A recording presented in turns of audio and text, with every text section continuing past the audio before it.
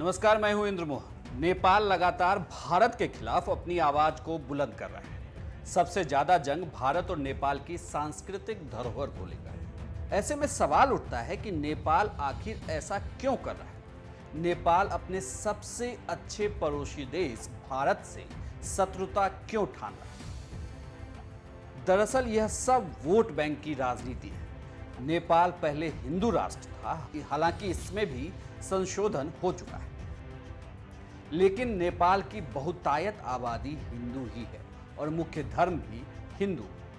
ऐसे में भारत और नेपाल की सांस्कृतिक धरोहर एक जैसी है। भारत में राम मंदिर बनाने को लेकर जब भव्य आयोजन हुआ तो नेपाल ने भगवान राम की जन्मस्थली अपने यहां बता दी। नेपाल के प्रधानमंत्री केपी शर्मा ओली ने भगवान राम को नेपाली बताकर विवाद बढ़ा दिया था।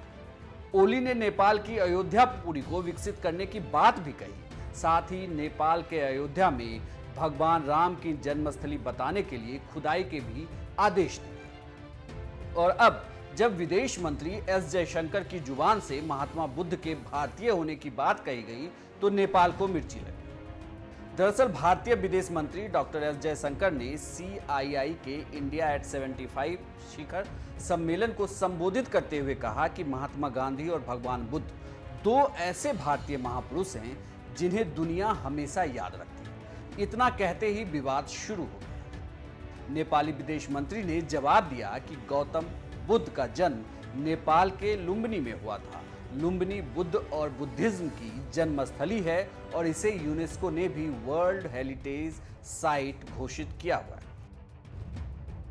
2014 में नेपाल यात्रा के दौरान भारतीय प्रधानमंत्री नरेंद्र मोदी ने नेपाली संसद को संबोधित करते हुए भी कहा था कि नेपाल वह देश है जहां विश्व में शांति का उद्घोष हुआ और बुद्ध का जन्म हुआ।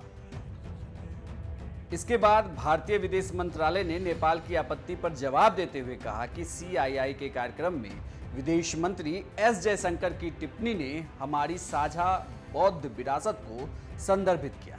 इसमें कोई शक नहीं कि गौतम बुद्ध का जन्म लुम्बिनी में हुआ था, जो नेपाल में है। अब सवाल उठता है कि जो नेपाल भारत पर निर्भर था उसमें इतना दम कहां से आया कि वो भारत को आंख दिखाने लग गया। दरअसल नेपाल के साथ चीन खेल कर रहा है। चीन पाकिस्तान के साथ मिलकर नेपाल को भारत के खिलाफ शह दे रहा है, जिस वजह से नेपाल हर बात में अब भारत के विरोधी की तरह व्यवहार करता दिख रहा है। और तो और अगर आप देखें तो चीन नेपाल के बाजार में अपना सामान बेचना चाहता है, वहीं अलग अलग सेक्टरों में निवेश भी करना चाहता है।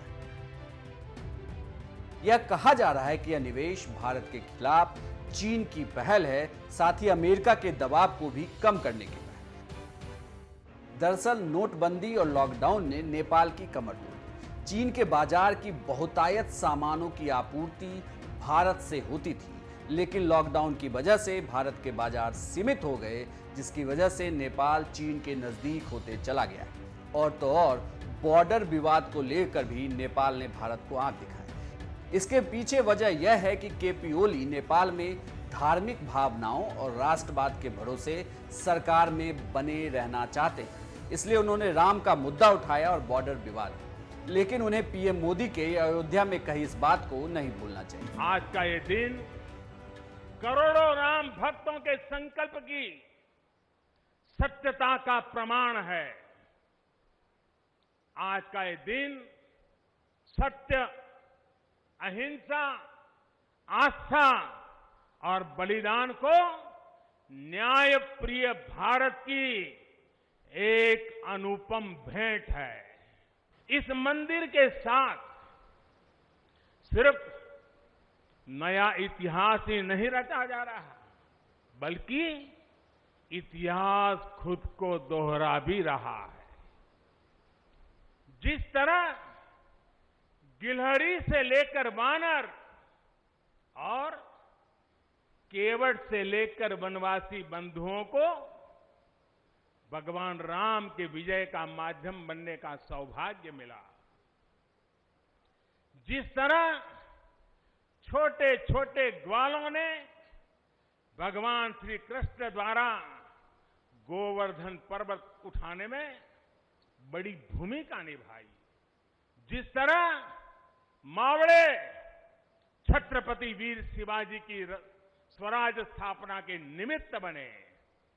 जिस तरह गरीब, पिछड़े, विदेशी आक्रांताओं के साथ लड़ाई में महाराजा सुहेल देव के संबल बने, जिस तरह दलितों, पिछड़ों, आदिवासियों, समाज के हर वर्ग ने आजादी की लड़ाई में गांधी जी को सहयोग दिया, उसी तरह आज देश भर के लोगों के सहयोग से राम मंदिर निर्माण का ये पुण्य कार्य प्रारंभ हुआ है। सब में राम, सबके राम के सिद्धांत को नेपाल को भी अपनाना चाहिए। वह तुरंत के फायदे में दूर के नुकसान को नहीं देख पा रहा है। अटल बिहारी वाजपेयी ने कहा था कि हम अपने दोस्तों को तो चुन सकते हैं लेकिन पड़ोसियों को नहीं, और यही बात नेपाल पर भी लागू होती है। भारत ने हर वक्त पड़ोसी देश होने का धर्म भी निभाया और तो और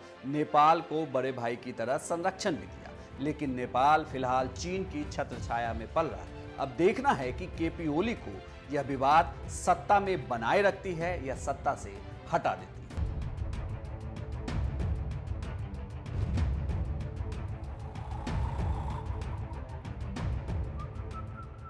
Different countries are anxious or uncomfortable with excessive dependence abroad. So while the 90s and maybe the first decade of this century was very much a century where globalization was politically correct, politically desirable, the term global village, if you remember some years ago, we have been saying maybe, last 5 years, maybe even more, countries who want to be much more, to sort of capture a phrase from the Brexit debate, really take control of their lives.